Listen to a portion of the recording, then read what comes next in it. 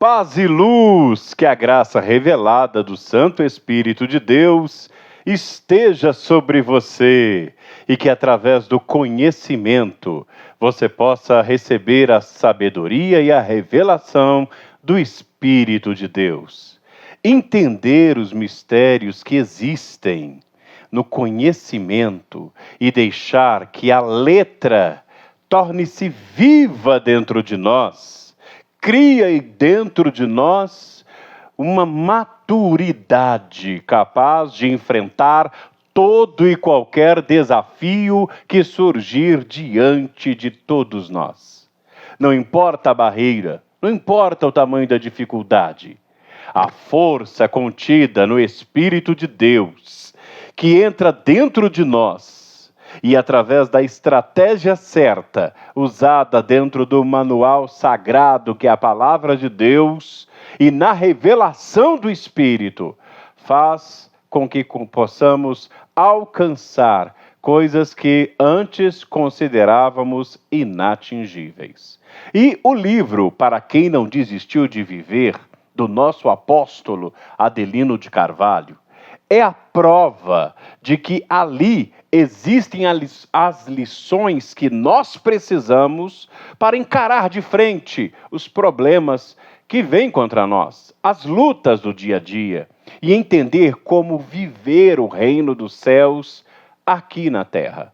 São lições poderosíssimas que apenas uma leitura não faz jus aos detalhes, as minúcias, os tesouros escondidos neste livro.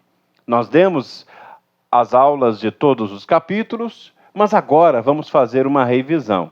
Quem estudou conosco todos os capítulos desse livro na quarta-feira, vai reconhecer e lembrar de muita coisa, mas também vai encontrar coisas novas. Sim, porque o Espírito de Deus vai te revelando o novo.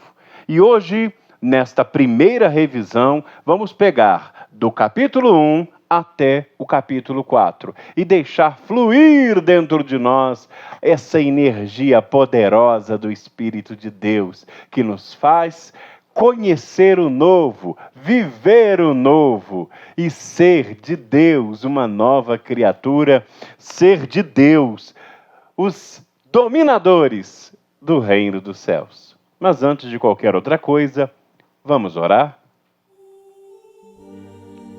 Nosso Deus e Pai Todo-Poderoso, em nome de Jesus eu agradeço pela vida do meu apóstolo Adelino de Carvalho, da minha apóstola Sol Daniela Carvalho, e por cada bispo e profeta, cada bispo, líder desta obra gloriosa que se empenha em ensinar e levar cada pessoa à revelação do reino dos céus. Te agradeço pela sabedoria que o Senhor deu ao nosso apóstolo para escrever este livro forte que nos ajuda a entender a vida e que nós precisamos sempre avançar, deixando o passado para trás e com novos hábitos, com uma nova ação, com um novo pensamento, numa metanoia, numa mudança de mente, vivermos o melhor de Deus. Te agradeço por esta aula e te agradeço por cada pessoa que a assiste. Em nome de Jesus. Amém. Graças a Deus. Para ministrar a aula é importante ter o livro em mãos e pegar cada detalhe do livro, cada página que nós vamos trabalhar aqui, que é essencial para o entendimento deste estudo bíblico. Vamos lá? Revisão, capítulos de 1 a 4. A gente começa pelo prefácio do livro, que já é em si um grande ensinamento sobre projeto de vida. Aqui diz, na página 5, vá comigo lá. Quem não sabe onde quer chegar, não chegará a lugar algum.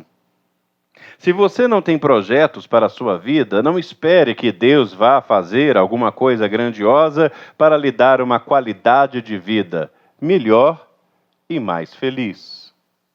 Quem não projeta nada, nada terá.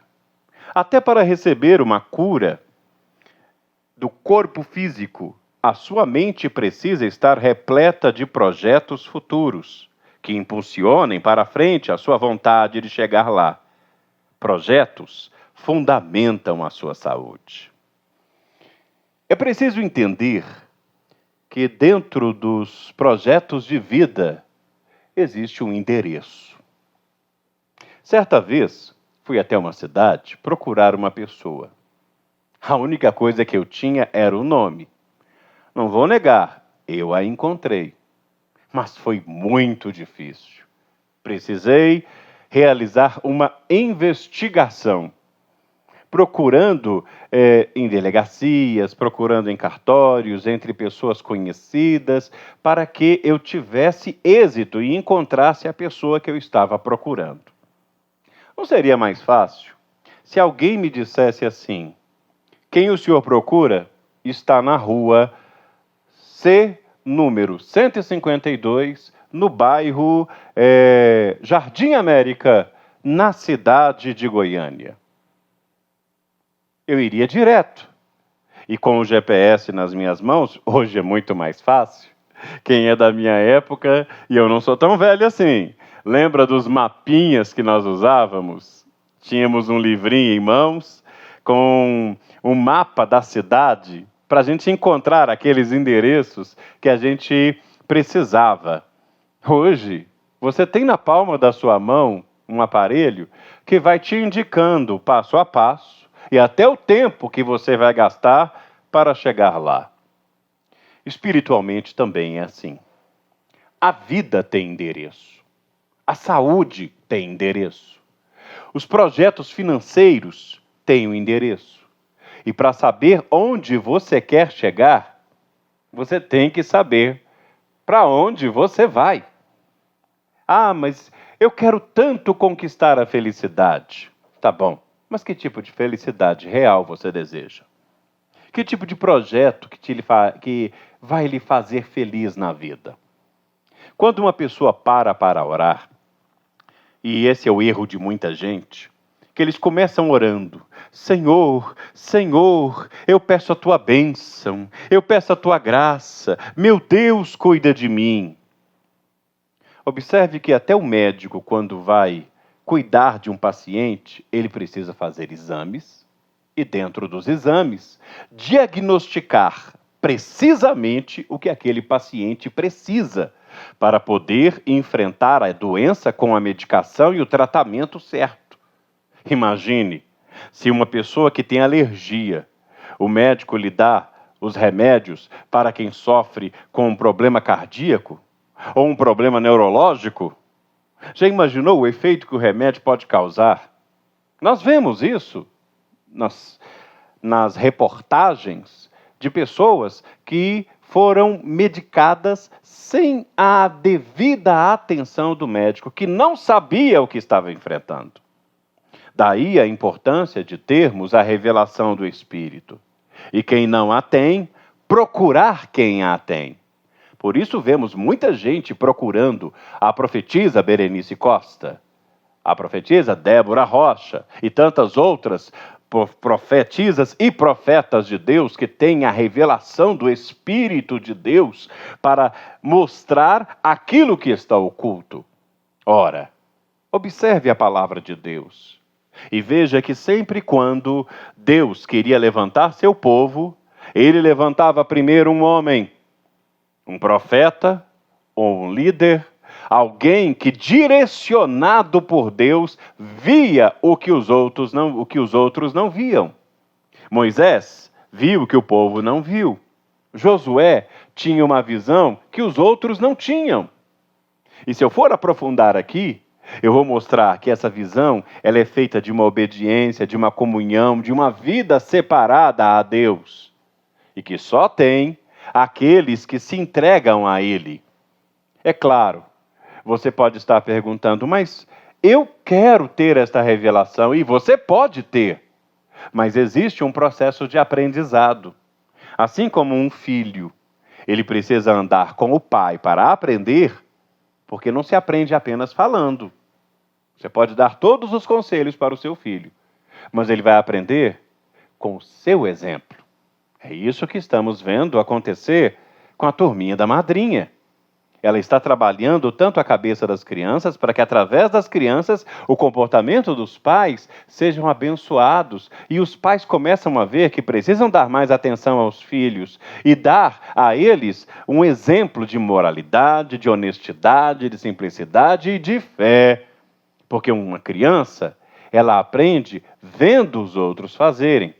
E o seu aprendizado também é assim. Você vai aprendendo à medida que vai observando, que vai estando junto. Por isso, ficar perto de uma pessoa negativa é prejudicial. Sabe aquela pessoa que vive murmurando e reclamando da vida? Afaste-se dessa pessoa. Se for possível, saia de longe, saia de perto dessa pessoa, vá para longe. E deixe que o Espírito de Deus vá trabalhando na vida dela para que na hora certa ela possa enxergar. Se ela tiver tempo e paciência e humildade para isso. Mas você precisa manter sua mente aberta e entender que o Espírito de Deus, ele vai te dar se você souber o que quer. Vou te dar um exemplo. Hoje, quando terminar a aula, pegue uma folha de papel.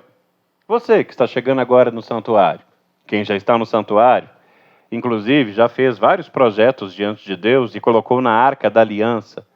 E vem acompanhando os projetos sendo realizados, porque materializou, expressou no papel exatamente o que quer.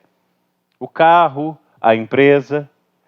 Não é um homem que subiu a escada de Jacó, que ele pediu a Deus uma frota de caminhões, especificamente o tipo de caminhão e como ele iria trabalhar, como ele iria agir, estava tudo aqui na mente dele. E isso deu a ele o norte de como pedir a Deus, como obedecer a Deus, como sacrificar e receber o que precisava. Siga em frente, vamos na página 6 do livro. Nunca vou me aposentar. Esse é um motivo bem claro. Quase todo aposentado que eu conheço vive doente. Estar aposentado nem sempre significa estar com a cabeça vazia, mas o ócio é o maior gerador de doenças crônicas. A gente pula para a página 8 e lê aqui. Portanto, tudo o que vós quereis que os homens vos façam, fazei-lhe também vós. Porque esta é a lei e os profetas. Evangelho de Mateus, capítulo 7, versículo 12. Olha como vou complementar a primeira lição, quando eu falei do endereço, que você tem que saber onde quer chegar. Mas para chegar lá, tem um processo. E esse processo envolve oferta, contribuição. É dando que se recebe. Ou se você não aprender na vida que é importante compartilhar, que é importante dar. E é por isso que o princípio do dízimo e das ofertas, eles são mais do que uma ordenança. É um princípio de todo aquele que é fiel a Deus e sabe que se contribui, recebe mais. Quando uma pessoa deixa de produzir, ela começa a instaurar, ou seja, começa a deixar receber no corpo dela todo tipo de doença, todo tipo de problema, todo tipo de mal, porque ela parou na vida. Quem para no momento que está na bicicleta e você para de pedalar, se não colocar o pé no chão rápido, você vai cair. Imagine um avião. Ele acabou de começar o seu voo e, de repente, do nada, ele para no ar. Você acha que esse avião vai continuar no ar? Ele vai cair. A vida é esse avião, é esse andar de bicicleta. Você precisa continuar pedalando. Alguns dizem, mas eu quero descansar. Ora, eu descanso ajudando o meu próximo. Por quê? Porque é uma coisa interessante. Mesmo que a pessoa que você ajude seja ingrata a você, a lei espiritual do retorno faz com que a boa ação que você teve para com um volte para você de uma outra forma. Então, quando você oferta, quando você contribui, quando você é útil, as coisas caminham. Porque você está sempre pensando em produzir. Eu, quando penso na minha velhice, Eu penso em fazer muito mais, em produzir muito mais daquilo que eu produzo hoje. Alguns podem dizer, mas o seu corpo, ele não vai ser o mesmo. Minha experiência, minha fé e minha crença no poder de Deus me rejuvenescem. Eu já estou no lucro, era para eu ter morrido, e não morri quando disseram que era para eu ter morrido. Eu sou o cara, e eu aprendi isso com o meu apóstolo, eu sou o cara que, quando alguém diz que não, eu digo sim. Quando alguém fala, aqui você não vai conseguir, eu vou lá e consigo. E eu quero que você entenda essa visão, para prosseguirmos em diante aqui. E entrarmos no capítulo 1, que trata mais sobre isso. A cura pelo trabalho, está lá na página 13. Na minha casa, os meus filhos e netos são treinados a evangelizarem desde pequenos, entre os coleguinhas da escola. Isso é maravilhoso. Além de fazer bem à alma das crianças, cria uma resistência espiritual para qualquer ideia fraca que o inimigo tente infiltrar na cabeça de quem está começando a vida. Você já viu a águia no meio de urubus? Ou uma águia no meio dos pintinhos? Página 14. Ser evangelista é nascer águia. Viver águia e ser águia até a eternidade. Você não é a primeira pessoa que em algum momento da vida viu perder diante dos seus olhos a motivação e o entusiasmo em seus dias. Degrau por degrau, você irá levantar a sua autoestima e a sua capacidade de atrair para suas mãos tudo o que deseja o seu coração. Você precisa criar no seu entorno um clima espiritual favorável às suas conquistas. Entendendo essa visão, você começa a entender o seguinte: quanto mais eu falo naquilo que eu acredito, mais eu vou criando um novo caminho e melhor caminho para mim. Quando você está em dúvida, é como se você pisasse assim num terreno que você não tem certeza se pode colocar o pé lá. Você não tem certeza se pode colocar o pé porque pode cair. Já andou num terreno movediço? Ou num terreno cheio de pedras que podem lhe fazer escorregar e cair? É assim que é a vida de quem tem dúvida. Mas quem tem certeza de uma coisa, e inclusive o evangelismo, é um exercício de fé. Quem evangeliza está confessando a fé que tem, criando dentro dele a certeza de que Deus vai operar e deixando que Deus opere. Entenda uma coisa, o apóstolo ele veio a Goiânia e ele me chamou no altar e me lembrou uma coisa que aconteceu no estado de São Paulo. Eu estava muito doente, com uma enfermidade que estava tomando conta de todo o meu corpo. Ela gerou várias consequências, entre elas, inclusive, AVC. Meu corpo foi paralisado pela metade, meus rins, meus órgãos estavam falhando. E eu estava à frente de um grande santuário em São Paulo. Eu lembro que na última semana, antes de eu realizar um tratamento médico e ser enviado para Goiás, para um tratamento mais avançado, eu lembro de uma senhora que chegou no santuário. E, inclusive, tem um rapaz, um missionário Marcelo, esposo da bispa Cristiane Lourenço. Você vai lembrar disso. Lembra de uma senhora, que era uma senhora idosa que chegou doente no santuário? Lembra do sacrifício que ela fez? O voto que ela fez para receber saúde? E da bênção que ela recebeu quando coloquei as mãos na cabeça dela? Você lembra que essa mulher estava tão doente que o médico tinha decretado a morte dela? E eu disse para ela, você vai ser curada e o Espírito de Deus vai agir em você. A mulher foi curada. Ela acreditou, ela fez a trezena, ela sacrificou e ela recebeu de Deus em São Paulo uma grande bênção espiritual. Agora você pergunta, o senhor não estava doente? Sim, mas eu não vivo a doença. Eu não era doente. estava doente naquele momento. Era um estado que eu estava deixando ele para trás e acreditando no que Deus ia fazer na minha vida. É claro, quem está passando por uma luta deve agir com força e fé e abençoar aqueles que estão em luta, porque sabe que a sua luta você vai vencer. E se você acredita na sua vitória, então proclame ela para os outros. Está vendo a força do evangelismo? Quando você anuncia, é porque você acredita, e se você acredita, é porque Deus vai agir em você. Quem não evangeliza, cruza os braços, não recebe essa força. Jesus disse, ide e anunciai que é chegado o reino dos céus. Ele não falou para o pastor, para o profeta só fazer isso. Não é só para você, profeta. Não é só para você, missionário. Não é só para você, presbítero. É para você. É para todos. É para mim. É para você. Ide e anunciai que o reino dos céus chegou. Creia nisso. E siga em frente comigo. Da página 14, a gente vai para a página 16. Você não pode permitir que ninguém venha escravizar você e nem impor sobre sua vida pensamentos pequenos, medíocres, que têm como objetivo anular a grandeza da sua fé. Seu pensamento central é: você pode, se crê que pode. Paulo, grande apóstolo, disse: eu posso todas as coisas. E em outra tradução diz: eu posso tudo naquele que me fortalece.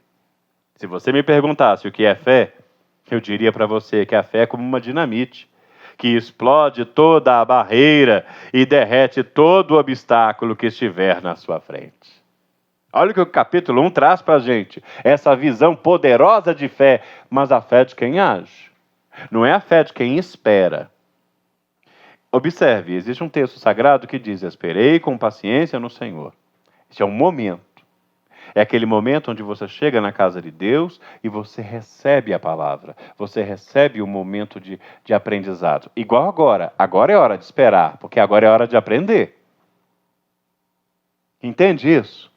Entende que tem momentos no seu dia que você tem que parar para refletir? Refletir na oração da madrugada, refletir na oração da Bispa Bárbara de manhã, refletir na oração do fim de tarde comigo, refletir na oração da meia-noite com o Bispo Rodrigo Carvalho Maria, refletir com o profeta, com o Bispo, e passar esse momento para você aprender. Você se enche.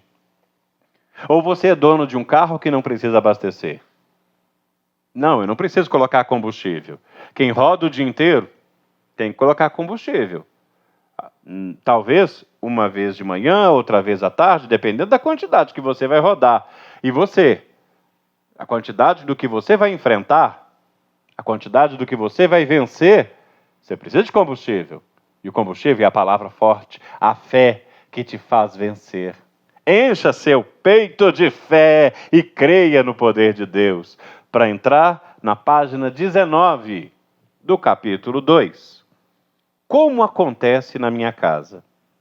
Lembra que no começo do capítulo 1 o apóstolo falou que ele já colocava as crianças desde cedo para evangelizar?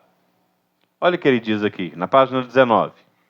Preparo as crianças desde cedo para manter longe da cabeça delas todo o pensamento que contraria a vontade de Deus. A educação espiritual de uma criança é valiosa para a sua vida inteira, pois quando ela se torna adulta, traz dentro de si o dever de honrar o pai e a mãe. Este foi o primeiro mandamento com promessas ensinado por Jesus. Vejamos o que diz no livro de Êxodo. Em Êxodo 20, versículo 12. Honra teu pai e tua mãe, para que se prolonguem os seus dias na terra que o Senhor Deus te dá. E como você ensina isso para uma pessoa? Desde o início, na sua infância. Por isso o projeto da nossa bispa e madrinha Bárbara Barcelos é tão importante. Por isso a turminha da madrinha é tão valiosa. E tem gente que acha que é porque tem os personagens que fazem festa.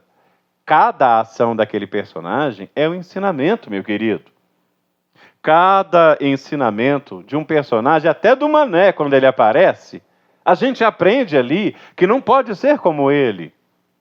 E se você consegue compreender essa beleza, essa força, esse aprendizado que começa na infância e vai reverberando na vida. Eu disse, inclusive, na aula que eu estava dando, quando eu falei desse capítulo, daquela criança que foi chamada lá na região onde estava tendo seca. A família foi chamada para uma oração, onde eles iam pedir a Deus chuva. A criança estava tão carregada de fé e entendimento de que Deus podia atender, que ela pegou o guarda-chuva e estava indo. Os pais, sem entender, disseram: menina, para que esse guarda-chuva? Olha, nós não vamos pedir a Deus para fazer chover? Então estou levando o guarda-chuva porque eu não quero me molhar. Por isso elas são donas do reino dos céus. Porque elas não se prendem a essa caixa que o mundo quer fazer você ficar nele. Siga comigo aqui, ó, na página 20. Se você quer viver muito, ter saúde e bem-sucedido na vida, honra teu pai e sua mãe, que inclui seus avós, que são pais 2 vezes. Sempre falo para os jovens e adolescentes na igreja. Vença na vida, fique rico, porque você, pelos seus pais, pelos seus filhos, para amparar seus pais com uma qualidade de vida perene. O reino dos céus, ele é diferente das igrejas sem revelação, porque nós ensinamos as pessoas a viverem bem e a viverem em família. A honrar o pai, a honrar a mãe. É claro que nas coisas espirituais, a sua vida é sua vida. Você precisa entender e separar isso. O que diz ao espiritual é individual. O que diz nas outras coisas é coletivo, é familiar, é necessário. Vou te dar um exemplo. Eu lembro muito bem de como houve um período onde, na minha família, não concordaram de maneira alguma que eu fizesse, que eu trabalhasse, que eu fosse um missionário, que eu me dedicasse à obra. Eu lembro disso. Inclusive, até eu, na minha adolescência, quando eu estava novinho, eu não concordava que a minha mãe fosse pastora, fosse profetisa. Mas ela, independente de eu gostar ou não, ela meteu a cara e fez a obra de Deus. E interessante, ela não deixou de me amar, não deixou de cuidar de mim, não deixou de me dar atenção. Não deixou de me preparar e me tornar o homem que eu sou hoje. Por quê? Há essa separação entre o espiritual e o que precisa ser feito. Então, espiritualmente, a vida é dela, o ministério dela. Eu sou casado. Eu sou um ministério, minha esposa é um ministério. Eu tenho minha vida espiritual, minha esposa tem a dela. Eu não vou interferir na vida espiritual dela. Se minha esposa quiser realizar hoje um voto de sacrifício, e esse voto de sacrifício é muito alto, e eu sei que ela tem a fé nisso e ela quer fazer, eu não posso interromper, eu não posso entrar nisso. Isso é a vida dela com Deus. Se ela vai fazer o certo, se ela vai fazer o errado, é claro que a gente vai ensinar. Mas ela não pode me obrigar e nem eu posso obrigá-la. Mas no que diz respeito dentro da minha casa, eu sou o líder da minha casa e eu abençoo a minha família. E minha esposa sabe e me ouve, me atende e faz aquilo que é preciso fazer como uma esposa. Assim como eu a ouço como esposa e edificadora do lar que ela é. Eu entendo o meu papel e ela entende o papel dela. E qual o seu papel? Página 24 do livro. Por isso, em Israel, quando alguém diz que é impossível conseguir alguma coisa, isso se torna combustível para a pessoa acreditar que vai conseguir. Porque o Deus da miséria é o diabo, e o Deus da riqueza é Jeová Jiré. Eis aí a razão pela qual Jesus pregou o evangelho do reino dos céus, o evangelho de riquezas, libertando as pessoas dos espíritos da miséria. Em Lucas 7:22 a gente aprende. Respondendo então Jesus, disse: ide e anunciai o que está acontecendo.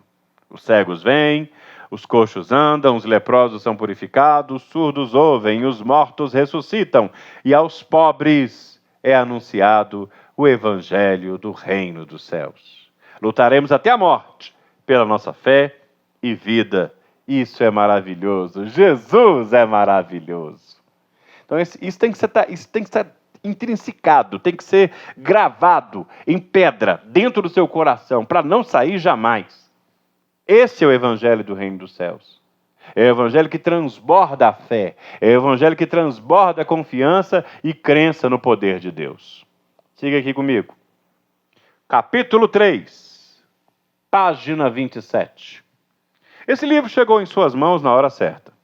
E no momento que você mais precisava ouvir uma palavra de Deus de levante na sua vida. Eu já passei por muito sofrimento e por muitas coisas que você tem passado. E sei que chega um determinado momento em que você olha para um lado, olha para o outro e se sente no fundo do poço, rodeado de barreiras que te impedem de sair. Então você não tem outra alternativa a não ser olhar para cima. Quem está no fundo do poço precisa aprender a olhar para cima, porque a única saída da sua vida é Deus. Aqui o apóstolo contou um caso de um jovem que, quando descobriu que estava curado, creu na força grandiosa do poder de Deus. Enquanto você der as costas para Deus, der as costas para Ele, o seu desprezo será o sinal de que você não quer que Ele venha intervir na sua vida. Nossas atitudes falam mais do que palavras, e não tem uma palavra mais ofensiva do que o desprezo, falado por ações, porque uma ação vale mais do que 1000 palavras. A ação de dar as costas para as coisas de Deus é extremamente ofensiva ao nosso Pai amoroso, sendo que a única coisa que Ele quer de você é o seu coração, seu amor e a sua fé. Deus fala sobre isso nas Escrituras Sagradas, porque assim diz a palavra de Deus: chegai-vos a Deus e Ele chegará a vós. Então a iniciativa é sua. Você quer que Deus faça? Então você precisa chegar até Ele. Aí que está o detalhe.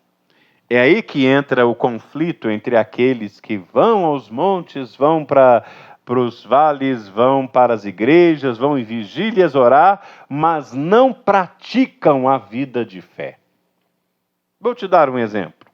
Uma pessoa que ela é de muita oração, mas ela diz que não vai à igreja porque ela é a igreja. Primeiro, ela está errada. A igreja é a igreja. Não é você. Você é uma partícula. É a mesma coisa de dizer que um tijolo é uma casa. Um tijolo não é uma casa. Ele faz parte de uma casa se ele estiver ligado na casa. Se ele não estiver ligado, então não é casa. É lógico isso.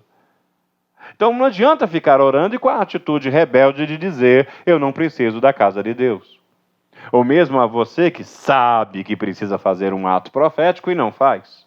Precisa sacrificar e não sacrifica. Precisa ser fiel nos dízimos e não é fiel.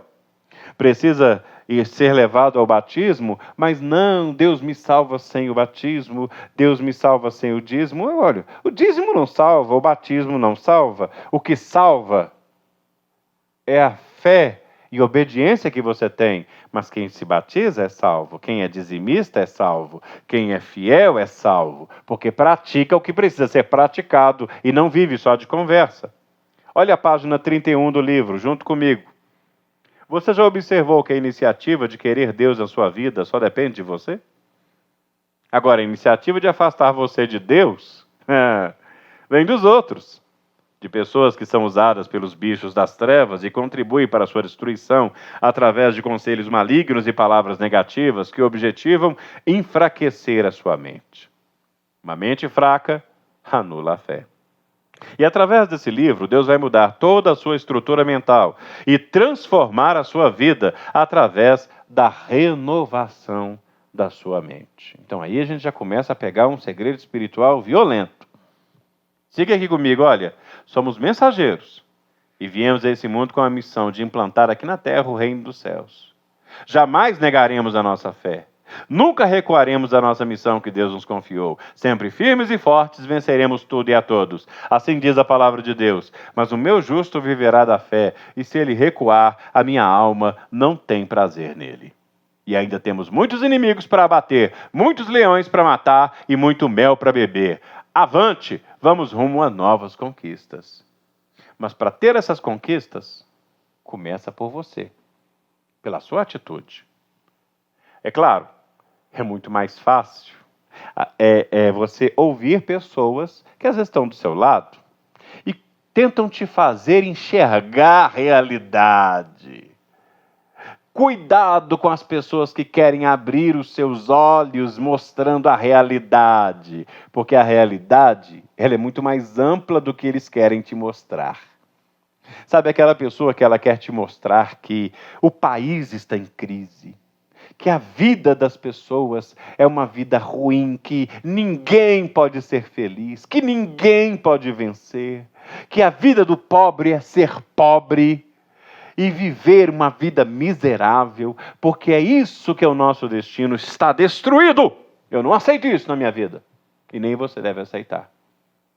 São pessoas que às vezes querem te provar com todos os fatos. E o diabo gosta de fazer isso, mostrar fatos. Mas os meus fatos são mais fortes. O que Deus pode fazer por mim é muito maior do que qualquer outra coisa. Siga em frente aqui comigo para finalizarmos o capítulo 4 e finalizarmos a revisão. 5 fundamentos para mudar sua vida. Tudo que eu vou falar nesse livro como base é a sua capacidade de se autodisciplinar, principalmente nas palavras que saem da sua boca. Há mais de 40 anos eu ministro para pastores, padres e líderes espirituais sobre a batalha espiritual, diz o nosso apóstolo. O fundamento do poder espiritual está na renovação da mente, que promove a transformação da vida de uma pessoa. Porque tudo que acontece dentro da nossa cabeça, acontece dentro da nossa cabeça. Se você mudar a sua forma de pensar, sua vida mudará completamente. Mude a sua forma de ver, ouvir, pensar, falar e conviver. Então aqui, na página 37 do livro, a gente começa a entender as entradas e saídas, ou seja, por onde entra para trabalhar na tua mente e por onde você se expressa. Na página 39 eu vou te explicar melhor. O objetivo desse livro é provocar a mudança total na sua forma de ver, ouvir, pensar, falar e conviver. Essa transformação vai depender exclusivamente de você querer tomar para si, cortando na carne com sacrifício fora do comum, de modo que venha transformar sua vontade de conquistar as coisas em determinação e sua determinação em obstinação. A gente vai falar desses 3 patamares agora mesmo. Mas é preciso você entender o seguinte: primeiro, ver. O que você vê te alimenta. Só que você tem que tomar cuidado. Porque tem coisa que você vê e não presta. Também te alimenta? Sim. Por isso você tem que saber o que ver. Começa a assistir pela manhã todo tipo de desgraças e notícias ruins no telejornal. Você está se enchendo daquilo. Agora começa a se encher da palavra viva de Deus e dos sonhos que você vai realizar. Troca as mensagens negativas pelas mensagens positivas, do que você está vendo e ouvindo, as entradas. Porque à medida do que você vê, então, por exemplo, você começa só a ver as tragédias. Ai, fulano morreu, ai lá, morreu, correu, é. Não estou falando para você ser alienado. Tem que sim, é importante saber o que está acontecendo no mundo. Mas viver só vendo tragédia, vendo desgraça. Tem gente que tem prazer de ver acidente, prazer de ver gente morrendo, prazer de ver morte. Inclusive os videogames que fazem maior sucesso, eles envolvem zumbis, envolvem mortes, envolvem ataques, envolvem atrocidades e violência. Então quanto mais você vê isso, mais você vai pensar nisso. Quanto mais você ouvir o que não presta, mais vai pensar nisso. E aí aqui a máquina vai trabalhar. O que você está vendo? Pornografia. O que leva um homem a viver uma vida de prostituição, uma mulher a viver uma vida de prostituição? Porque ele começa a ver aquilo leve das novelas que ensinam que a pessoa pode dormir com qualquer uma, que não tem problema. Que pode se despir na frente de qualquer um, que não há problema. E aí você começa a ver e isso é normal, olha, é normal. Olha o que sua cabeça está pensando e você começa a ouvir, a pessoa começa a falar palavras de baixo calão, palavras sujas. Sabe pessoas que gostam de falar palavrões e coisas sujas mesmo, que não cabe nem a mim falar aqui? Então quanto mais você ouve isso, é o que o pessoal fala entre aspas aí, sacanagens. Quanto mais a pessoa fala isso, mais vai entrar para dentro de você e você vai achar comum. Aí a pessoa começa a ver vídeos pornográficos, vídeos de sexo ilícito, vídeo disso e daquilo, e ela vai, a cabeça dela vai pensando, e aí ela vai falar igual os outros falam. Observe quando uma turma de jovens começa a andar juntos, eles começam a falar igual. Porque eles veem, ouvem, pensam e acabam falando igual um ao outro. Aí começam as gírias, começam os sotaques, porque você começa a ver, ouvir e falar e pensar. a pensar e falar. E aí entra outro detalhe, conviver. Me diz com quem tu andas e eu te direi quem você é. Você começa a conviver com gente derrotada, começa a conviver com gente que bebe, começa a conviver com gente que usa drogas, começa a conviver com gente que não leva a sério as coisas, e aí a sua vida só vai para o buraco. Ver, ouvir, pensar, falar e conviver. Observe o que você está fazendo. Isso é um diagnóstico para você. Isso é um modo de você ver a sua temperatura espiritual. Ver como é que você está espiritualmente. O que você está vendo, o que você está ouvindo, o que você está pensando, o que você está falando e com quem você está convivendo. Aí, ó. Primeiro, são 3 patamares que fazem a gente entender isso. Vontade e desejo. Eloquente, está na página 39, tá, gente? Vontade e desejo eloquente da necessidade que você tem de realizar um sonho. No dizer do apóstolo Paulo, querer é poder. Diz a palavra de Deus, eu posso todas as coisas naquele que me fortalece. Mas não adianta só querer, tem que determinar o que você quer. Então a primeira coisa para você fazer tornar realidade o que você quer na vida é desejar, ter vontade. Mas não é só força de vontade, não. Tem gente que fica só na força de vontade. Força de vontade te faz caminhar até um certo ponto. Agora, quando você começa a enfrentar o espiritual, aí você precisa desse segundo ponto da página 40. Segundo, determinação. Eu sei que conheço muitas pessoas que você conhece, muitas pessoas que jogam conversa fora, falando o que querem, e ainda esperam cair do céu os desejos do coração. Nada cai do céu. A única coisa que caiu do céu foi o diabo, que era um querubim, era um anjo, se rebelou contra Deus e foi precipitado na terra pelo arcanjo Miguel. Então, determinação. Vontade, determinação, vou conseguir. Mas não é só vontade e determinação, não. Determinação é você ter foco. É isso que eu quero, olha. E eu não vou mudar, não. É isso que eu quero. Começou? Não para. Começou? Não para. Não para no meio do caminho, não. Inclusive, isso é uma maldição. Terceiro, obstinação. Isso aí é uma coisa pesada. Que a obstinação, ela pega a vontade, ela pega a determinação e fala assim, ninguém vai me derrubar. Porque você tem uma certeza e uma firme convicção de que aquilo é o que você quer e é o que você vai conseguir e nada vai ficar no seu caminho. É o terceiro patamar que você precisa. A definição de obstinação pelo Google é apego forte e excessivo às próprias ideias. Na visão dos derrotados, obstinação significa uma pessoa teimosa, insistente, que não ouve os outros, birrenta. Já no meu conceito, obstinação é ser gradualmente mais agressivo que os outros. Obstinada é a pessoa que deixa sua mente ser dominada pelo que ela quer conseguir na vida. Uma loucura mental que faz com que a pessoa obstinada não tire os olhos do alvo que ela quer chegar. Em outras palavras, tudo que ela ouve, vê, pensa e fala é na direção de onde ela quer chegar. Está na página 44, esqueci de falar, viu? Página 44. Em outras palavras, tudo que ela ouve, vê, pensa e fala é na direção onde ela quer chegar. Você consegue imaginar quantas quedas Santos Dumont sofreu antes de fazer decolar seu primeiro avião?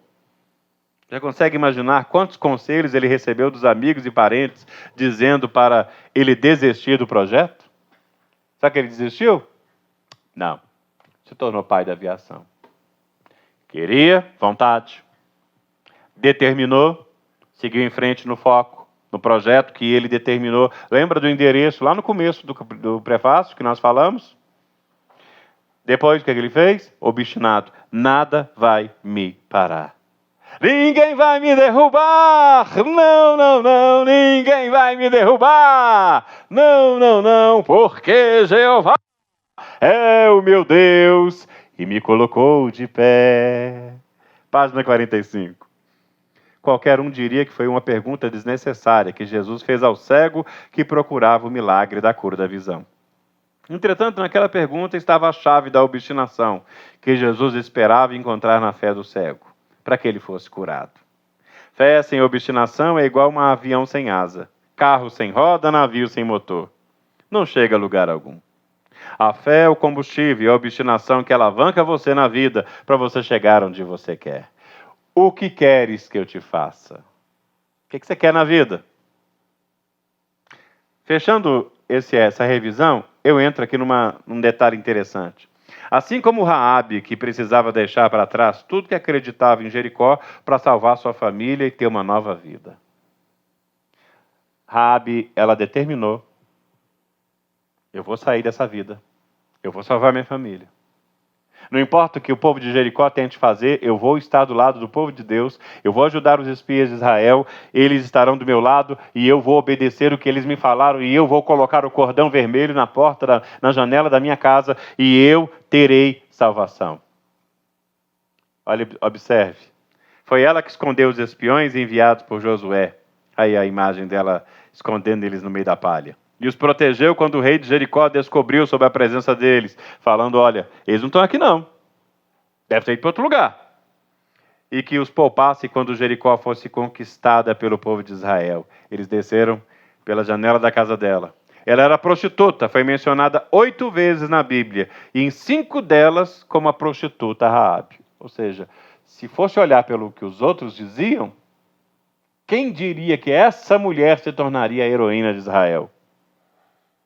Fazer parte da genealogia sagrada de Jesus.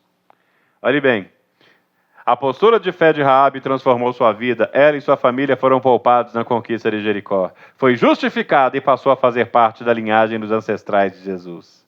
Ela é mencionada na galeria de fé de Hebreus, capítulo 11. E olha na imagem, o que tem na janela da casa dela?